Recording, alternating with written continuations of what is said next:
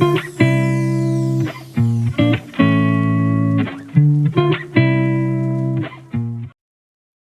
datang kembali di Laskar Film Channel, tempatnya abstraksi film.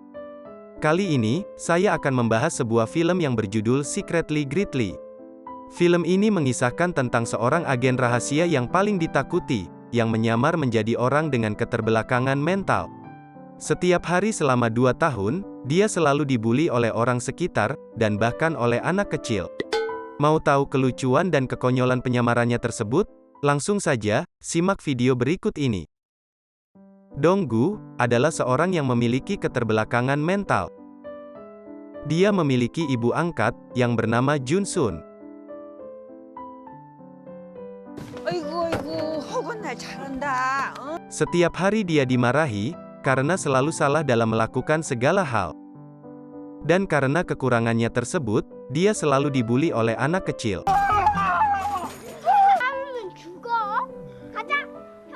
Hal yang dapat membuatnya bersemangat setiap pagi adalah melihat bunga desa yang akan berangkat bekerja. Namun, tentu saja adiknya selalu mengawal bunga desa tersebut, sampai-sampai ikut membuli Dong-gu juga. Kakak angkatnya menyuruhnya membalas, kalau lain kali dibully oleh orang lain lagi. 해봐. 그래. 치라고 임마 빨리. Karena tidak bisa melakukan apapun, setiap hari dia disuruh menjaga toko kelontong, milik ibu angkatnya. Seringkali, anak-anak kecil mengutil barang jualannya. Ada juga pelanggan super hot, bernama Ran, yang selalu belanja tapi gak pernah bayar. Ya namanya lelaki, iman kalah sama Imin itu sudah biasa. Di luar nampak seperti orang bodoh, namun sebenarnya Dong-gu adalah seorang agen rahasia. Identitas aslinya adalah Won Ryu-hwan, komandan pasukan rahasia Korea Utara, yang sedang menjalankan misi sebagai mata-mata di Korea Selatan. Satu-satunya yang mengetahui identitas sebenarnya, adalah tukang pos daerah tersebut. 736일째. Dia juga adalah seorang mata-mata, yang bertugas menerima laporan dari Dong-gu, untuk dikirim ke markas. Dia memberikan barang dari markas, yang merupakan foto dari ibu asli Dong-gu. Terlihat sekali, Dong-gu sangat menyayangi ibunya tersebut.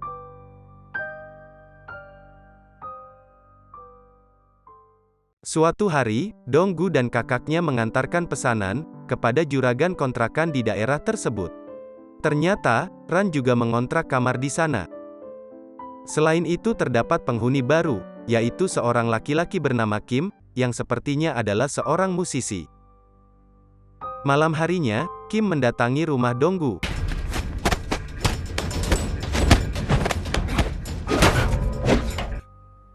역시 넘버원 실력 녹슬지 않았구만. Ternyata, Kim adalah rekan Dong-gu pada saat pelatihan militer.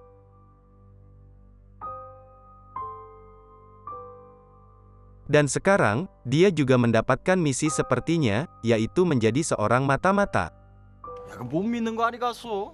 지난 2년간 남도 Penasaran dengan misi yang diterima Kim, Dong-gu mencoba membuntutinya.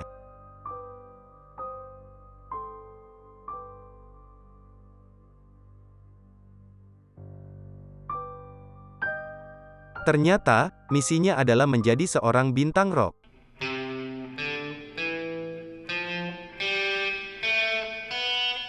Tetapi, kenyataan tidak semudah yang dia bayangkan. Teman apes bertambah satu lagi.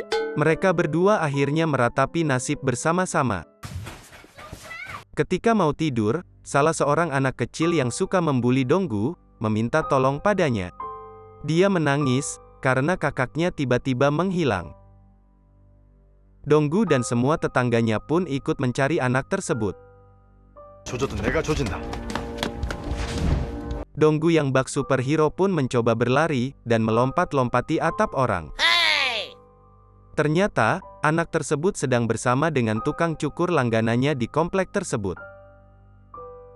Dari situ dia tahu, bahwa tukang cukur itu menyukai ibu dari anak itu.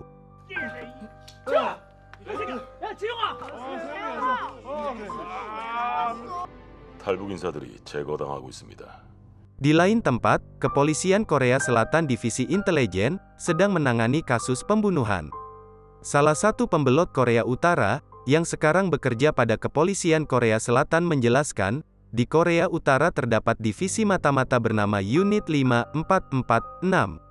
Mereka dilatih sangat keras dari kecil, dan menjadi pembunuh berdarah dingin. Kemungkinan besar, pembunuh tersebut adalah salah satu dari mereka. Dan tiba-tiba, pembelot tersebut ditembak oleh sniper. Malam harinya, pembunuh tersebut mendatangi Donggu. Dia bertugas menyingkirkan setiap mata-mata yang berbalik menjadi pengkhianat negara. 동무의 존재를 잊지 마시오.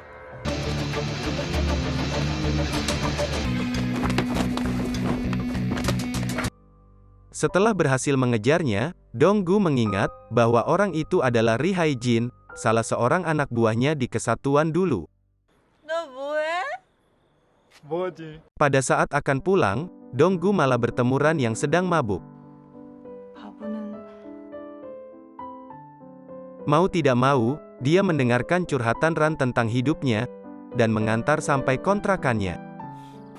하긴 그 길에다 Di sana dia memberitahu Kim, bahwa ada satu orang mata-mata lagi yang akan mengawasi gerak-gerik mereka, sehingga menyuruhnya untuk berhati-hati. 그만 숨어 있고 나오라고. Esok paginya, tanpa diduga Jin menyamar menjadi seorang murid SMA. Sebenarnya Jin sangat mengidolakan Donggu, sehingga dia menerima misi ini untuk lebih dekat dengannya.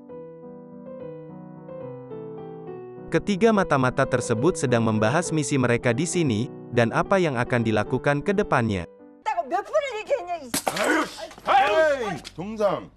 Tiba-tiba, toko kelontong ibu angkat Donggu didatangi preman kampung. Karena BBM naik, mereka meminta pajak preman naik juga. 그렇게 대차든 우리보단 정답이야. Ketika Donggu akan menghajar mereka, ibunya mencegahnya agar masalah tidak semakin membesar. 알바한다던 내가 주유소였냐? Namun, Donggu tidak berhenti begitu saja. Di malam hari, dia mendatangi kumpulan preman tersebut. Dia menyuruh Jin membereskan mereka semua. Jin pun dengan senang hati memenuhi permintaan komandannya tersebut. Beberapa hari kemudian, juragan kontrakan tersebut mengadakan syukuran. Beberapa warga sekitar diundang untuk berpesta.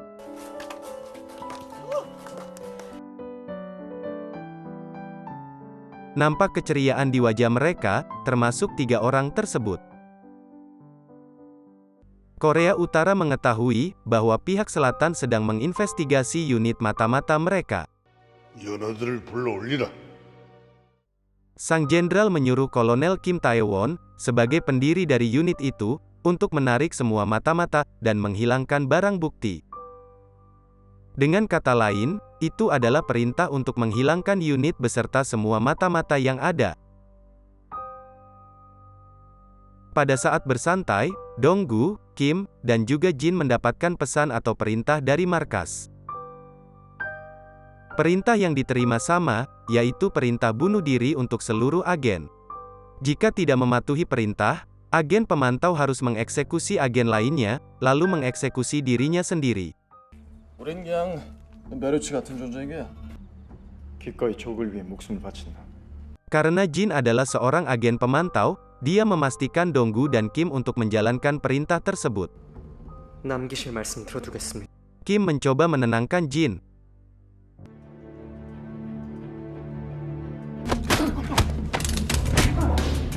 Namun nampaknya Donggu sendiri yang harus turun tangan.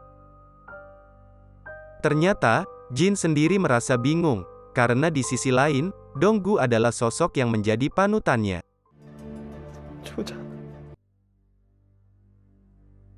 Kepolisian sendiri sedang menyelidiki hal ini, dan sedang mencari sisa-sisa dari orang yang masih hidup. 좀 더 유리한 카드로 쓸 수 있게 만들어 놓겠습니다. Jin yang merasa dibuntuti, kemudian menyergap tiba-tiba polisi tersebut, untuk mengetahui maksud dan tujuannya. 나머지 두 조장에도 감시가 붙었네. Di lain tempat, Donggu sudah ditunggu oleh salah satu atasan kepolisian tersebut. Di sana, dia menyuruh Donggu untuk menyerahkan diri, dan berjanji tidak akan membunuhnya.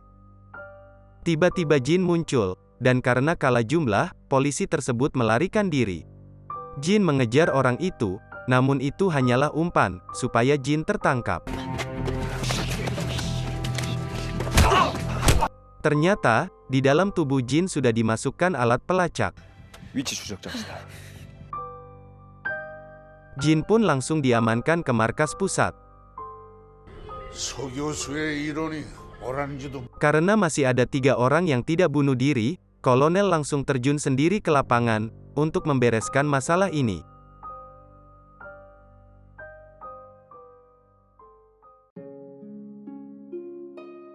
Akhirnya, tiba saatnya Donggu untuk menjadi dirinya sendiri.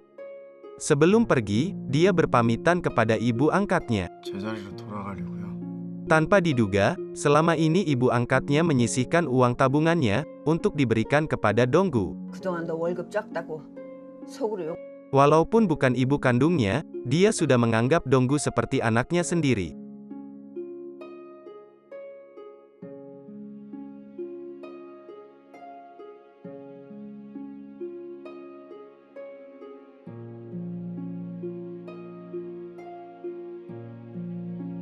Donggu bersama Kim, kemudian pergi untuk menemui kolonel mereka.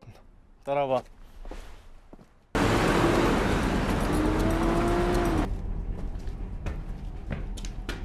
Setelah bertemu, Donggu ingin memastikan perintah tersebut. Dia juga ingin memastikan keselamatan ibunya, sebelum mengakhiri hidupnya. 살아는 계신 겁니까? Namun, dia tidak mendapatkan jawaban yang diinginkan. Dan akhirnya, perkelahian pun terjadi.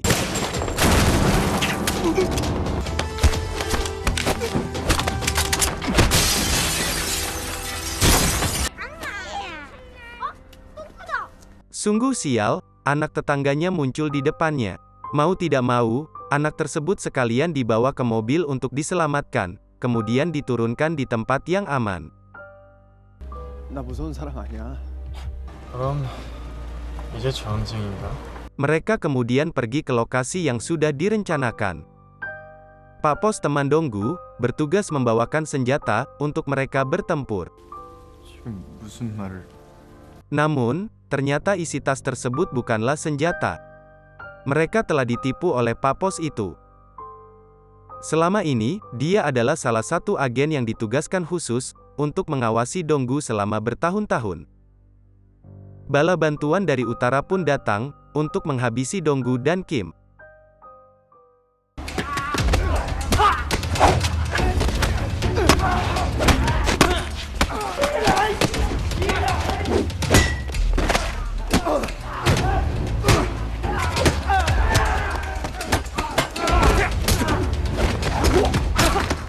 Namun, Donggu dan Kim dapat mengatasinya.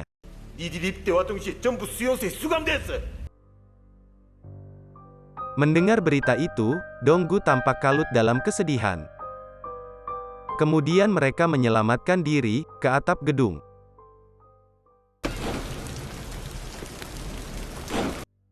Kolonel pun yang baru sampai, langsung menghampiri mereka.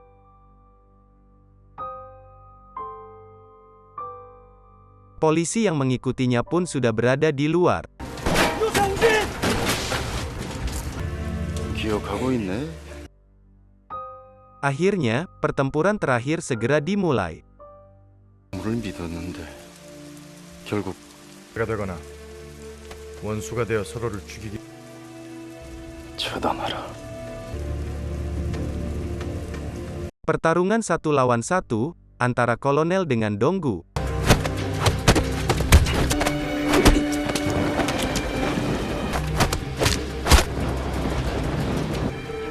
동작이 큰 공격은 하지 말라 그랬디.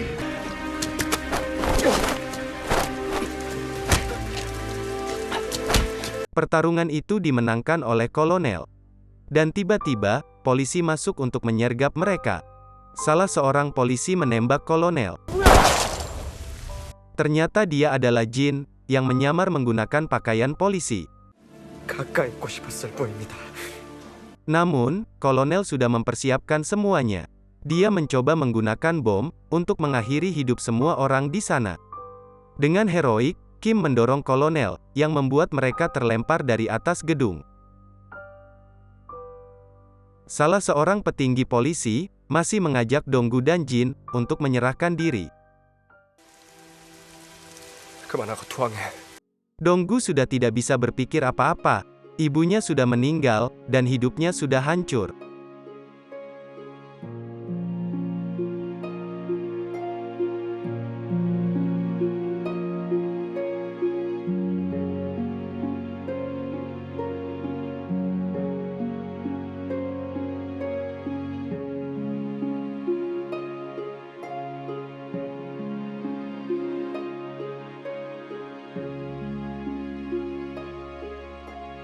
Jin yang melihat sosok panutannya tersebut merasa sangat sedih. Karena sudah tidak bisa berpikir lagi, dia kemudian menembaki polisi tersebut. Dan akhirnya dibalas dengan tembakan beruntun.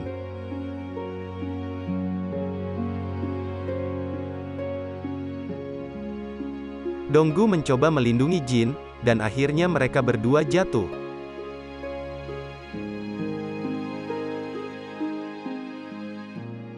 Beberapa hari kemudian, identitas Donggu menjadi pembicaraan seluruh tetangganya. Namun sang ibu angkat, masih sangat menyayanginya. Berharap agar suatu saat dapat bertemu dengannya kembali.